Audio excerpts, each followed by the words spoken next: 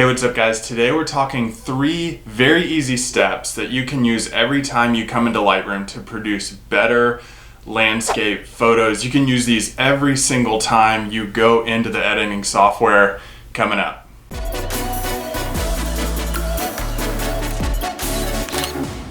So I don't know about you guys, but when I first started in landscape photography, all the way up to like 5 years into my career, I didn't really have a set workflow or didn't really know what to do with every single photo in post-processing and Lightroom specifically. Now, there's so many options, it's really easy to become overwhelmed and really think about all the options that you have at your fingertips. What happens when you become overwhelmed and start to think about all the options that you have at your fingertips is that you start guessing with the sliders and the tools that you have to edit your photos with. And it wasn't until recently that I developed the 3 very simple steps that you can use every time you open Lightroom that's going to give you a strategic workflow and actually produce better photos for you because you actually know what you're adjusting in your images. So let's jump right into the computer screen and look at this photo, which is going to be the one that we're going to be working on. Now, the first step whenever you pull up a photo in Lightroom is to analyze the image. Now, when you analyze the image, you're basically looking through the entire photograph and thinking, okay, what do I have here? What's intact? And then what can I do to those things, which is why I took the photo in the field in the first place, why I loved the image and shot it. And how can I use Lightroom to enhance those features? So we're basically just looking at the image and thinking, what's here? What can I do to that? So if you'll see, some of the things that I have here is I have really dramatic clouds. There's a very dramatic scene going on. A storm cloud was rolling in, and then you had this little window of clouds with the sun peeking through in the top right part of the screen. And you know, I really want to accentuate those and bring out a lot more detail in those, maybe a little bit more blue saturation in those clouds. But we also have some leading lines down here, and framing up the compositional this way is that you can use these lines in the sand to kind of pull your viewer, and they kind of arc towards these sand grasses and then lead you back kind of towards the sun and the sky. That's very dramatic. But I want to accentuate that, bring out a lot more detail in the sand and warm it up a little bit too. And then some problems that we have here are that we have some dust spots that got onto our lens, and then we also have some sun flares that kind of peaked up in the sand. We're going to do our best to get rid of those and maybe also clean up the sand a bit. You see some lines and dead grass that are down here as well. We also have some like dust spots up here in the sky too, and we're going to do our best to clean those things up. So now that we've analyzed our image, we know like exactly what we want to do. This is the strategic process that we go through. It's a planned edit now. Now we see what we have in the photo. Now we're going to go through and edit those things and bring out a lot of those details. But like I said, with all the tools that you have in Lightroom, how do you know like which order to use and what to do to each part of the photograph?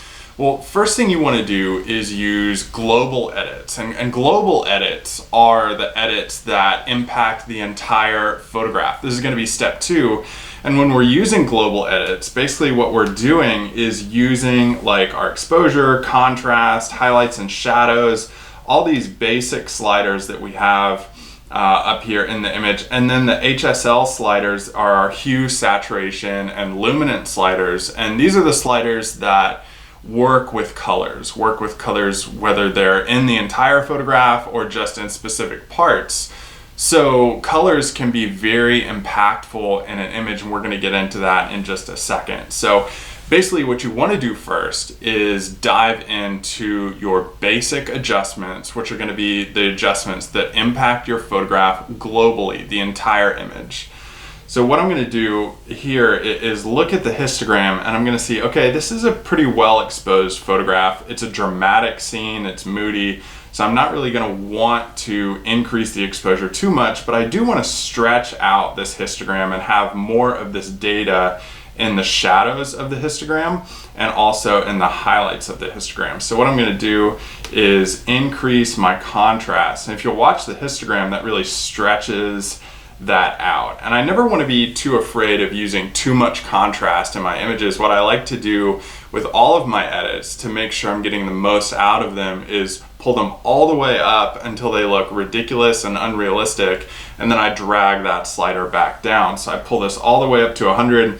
You can see it does a little bit too much here, and then I'm going to slowly drag that down to about 42 is where it kind of looks realistic in that scene. And then I'm going to do basically the same thing with all these. I'm going to increase my highlights, and I'm actually going to decrease my shadows, because what I'm trying to do here is create more distance between my highlights and my shadows to have more impact in those, where I have darker shadows, brighter highlights, and it really pulls you into the frame using those sand lines and ridges down here to pull you in. So I'm trying to maximize those. Whites, you know, we don't really have a lot of those, maybe the sun-kissed tops of these sand ridges down here, and then blacks I'm going to pull down too. So next thing I want to do is increase the clarity. Now, clarity is really interesting because it can be used in this phase of the editing process, and then also the next phase, which we'll get into in just a second, so I'll show you how to do that as well. So I'm just going to increase my clarity, kind of do the same thing I did with contrast, just pull it up and then kind of drag it down. And it's usually somewhere like 30 or below where it starts to look really good and realistic. Next thing, I'm going to increase my vibrance and just kind of boost these colors a little bit, and also increase my saturation. Now, with the saturation, what I want to watch are the colors that I have in my sand. You know, I don't want that sand to be overly yellow or the sand grasses to be overly green. I want to make them realistic. So I'm kind of just watching those as I adjust the saturation slider. I think right about there works pretty good. So the next thing I want to do is come down here to my HSL sliders, which are my hue, saturation, and luminance sliders. And I'm going to use these to impact the colors in the overall photograph. So what I'm going to do is use the green, and I'm just going to pull this down on the hue a little bit. See, if it's on 0 where we had it, or +1 or -1 or whatever, it's close enough, is that they're just a little bit too green for me in this photograph. So I'm just going to pull the hue down on that just a little bit to get those a little bit more yellow. You'll see on the slider here, yellow side here, and then more of like a turquoise on the right side. And that looks pretty good to me. It doesn't take away from the sand or anything like that. Then on the yellows, I'm just going to like pull that up a little bit, try to impact a little more saturation in my yellows. I'm just watching to where that still looks realistic. Oranges, I'll do the same thing. And then blues, I will add a little bit of blue to that sky to make it a little bit more dramatic. Next thing is luminance. Now, luminance impacts like how bright that specific color is. So I'm going to work on this with both my sky and my foreground of the sand. So blues and yellows are what I'm looking at here. So blue, I'm just going to increase the luminance of that a little bit and pull that up until the sky looks correctly exposed. And then also the sand below, I'm just going to pull that up a little bit as well. So if you remember, our histogram was really closely stacked together, and we've done a good job of adding more detail into the highlights of the histogram and also pulling more detail into the shadows of the histogram. And that's really what we want to accomplish with global edits, is stretching the detail out in our images and applying more information into the file. So next up, and this is step 3, is localized edits. So we've done analyzing, we've done global editing, and now we're doing localized editing. And this is going to get into those like tools like the adjustment brush. We're going to use the spot removal tool. These localized adjustments are only adjusting the very small parts of our image that we want to bring out, and we want to like fine tune the adjustments that we already made with the global adjustment. So what we're going to do here is first get rid of some of these dust spots. So I'm kind of just going to zoom in on here, and I'm going to use my spot removal tool and make it just bigger than some of these dust spots. And I'm just going to kind of like click. And for this example, I'm just going to allow Lightroom to find the right areas for me to edit out. And I'm just going to like click around on these, try to find any sun flares, anything like that within my image, and get rid of those. So that looks pretty good. I'm also gonna bring my crop in just a little bit on this image just to pull out any like unwanted information. Like it looks a little bit cluttered with that, but if I pull it in, it looks a little bit more dialed in on the composition. And then I'm gonna pull down to maximize the amount of sand ridges down here. Gonna hit done on that.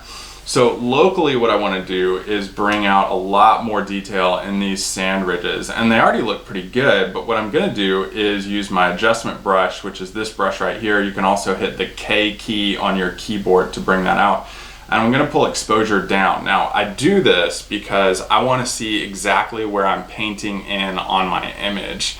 If I have the exposure correctly exposed, or if I'm using something like contrast, a lot of times it's hard to see where I'm actually painting in. I like to use a lower exposure to see where I'm painting that in, and then get that back to 0 in the correct exposure after I've done the work. So here's what I mean. I'm just going to very like haphazardly paint this in and try to get a lot of detail into this sand. It came up a little bit too far. I'll show you how to get rid of that in just a second. So I'm basically just trying to like maximize how much detail I have in these ridges right here. And if you paint something too far in, you can hold down the Alt or Option key on your keyboard, and while holding that key down, you can paint out whatever you paint in. So you'll see that looks really dark and gross. I can double click on exposure to get that back. And now I have this painting in, but you can't see the exposure adjustment. What I'm gonna do is increase the contrast on this just a little bit, but I wanna watch the edges of where I painted this effect in, because I don't want it to be obvious of where I've made adjustments in this image. So I'm just gonna watch those edges as I make these adjustments, maybe increase my highlights a little bit, decrease my shadows and get those peeking out a little bit more. I'm going to increase my whites just a little bit, try to get those popping out a little bit more, and then decrease my blacks some, and really try to bring out this sun-kissed area of these ridges. And then what I really like to do is increase my clarity on this just to bring more attention to them. And I can go pretty high on this while watching those edges and just kind of lift that area a little bit. And then saturation, I'll barely lift that up, make it a little bit more yellow. If you do have areas on the edges of this painting where you made the adjustment, you can go back in and just like try to even that out and just make like very vague paint strokes and brush this into other areas in the image so that they pop out too. And we're kind of just like basically going through here and trying to make it a little less obvious of where we've actually painted this in. So kind of just making broad strokes over this image. So now we've brought out a lot more detail in those sand ridges. It looks a lot better, and it actually pulls your attention to that first and uses those leading lines to pull you into the rest of the photograph. But I also want to do the same thing with my sky. To do this, I'm going to use a graduated filter. So that's this tool right here, and since this is a local adjustment, I'm only impacting my sky. So I'm just gonna pull that down over the photograph. But what I'm gonna do is scroll down and use a range mask, and I'm gonna use a luminance range mask, and this is basically telling Lightroom, hey, in this range of adjustment, I only want to adjust this specific thing. So I don't want this to adjust my deep shadows of the sand grasses. So I'm gonna pull my range up to like 50% to 100%. So on this, I'm just gonna pull this guy up to where it's only affecting those brighter areas. So you'll see in the adjustment what it actually does. Just gonna pull this up a little bit, and then I can go back into this edit and double click on my exposure to get that back correct, and I can actually do my work now. So increase my contrast, and this is only going to impact that selected area of adjustment that we have. I'm gonna increase my highlights, decrease my shadows, and then increase my clarity on that to get that dialed in really well. And this is gonna allow us to impact the dramatic sky that we had in this photograph. So that's pretty much done. So what we've done here is we've created a photograph. I'll show you the before and after on this. And we've created a photograph that allowed us to bring out a ton more color. It allowed us to adjust what we had in those spots in the spot removal tool, and we eliminated those, but we also did a lot of work in the sand ridges and got those popping out a little bit more. Now we do have some noise as I scroll in on this and zoom in that we can get rid of as well, but we've done a really good job overall in this photograph to get rid of that noise. I'm just going to scroll down to the noise reduction luminance slider, and I'll just increase it to like 25 or something, and that should do a really good job of getting rid of a lot of that noise. So end result, we analyzed our image, we knew what we wanted to adjust, and we had a systematic approach to our edit going into it. Now every edit on every photograph isn't going to be exactly the same, they're going to be different, but the process and the workflow of making analyzation, global adjustments, and local adjustments is going to be what's your constant to every photograph and help you develop your own photo style and producing much better photographs in the Lightroom post-processing software.